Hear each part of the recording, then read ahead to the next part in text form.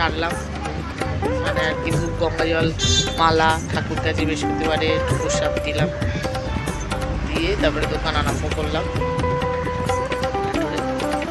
এবারে আমি যাব, মানে একটু এটা সেই দোকানটা মোটামুটি শেষ হয়ে গেলে আমার একটুখানি দোকানে যাওয়ার আছে, একটু লেক টাউনে দোকানে যাবো, ওখান থেকে হয়ে বাড়ি চলে যাবো।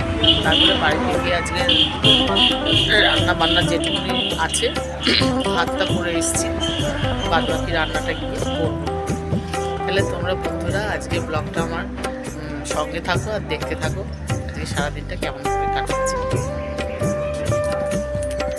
হ্যাঁ বন্ধুরা, আমি আজকে এঁচোড় আলু আর নিউট্রেলা দিয়ে কষা করেছি, আর তার সঙ্গে রুমাল রুটি করবো। রুমাল রুটিটা কিরকম করে করি দেখে নাও।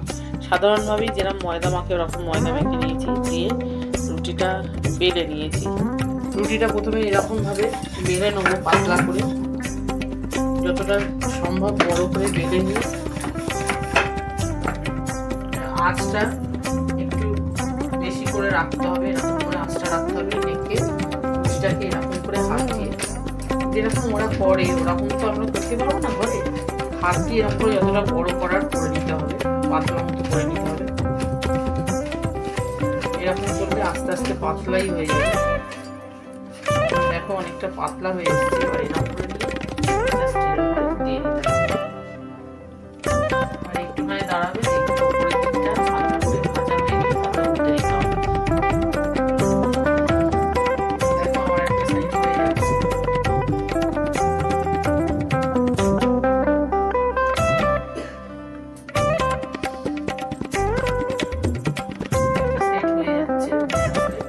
এবারে এটা উল্টে দেবো।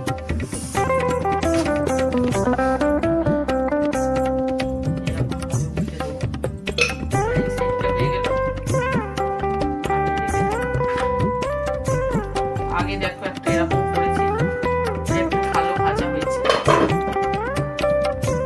যখন নামাবো একটুখানি কমিয়ে দেবো, নাহলে হাতে ছেঁকা লেগে যাবে।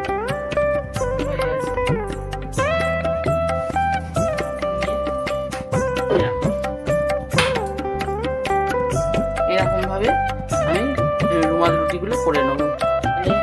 আলু, নিউট্রেলা আর এই দিয়ে এঁচোড় দিয়ে একটা কষা মতো করে নিয়েছি, যেরকম কষা মাংস টাইপের করে ওই রকম করে নিয়েছি, ওর সঙ্গে রুমাল রুটি। তাহলে এঁচোড়, আলু আর নিউট্রেলার কষা দিয়ে রুমাল রুটি আজকে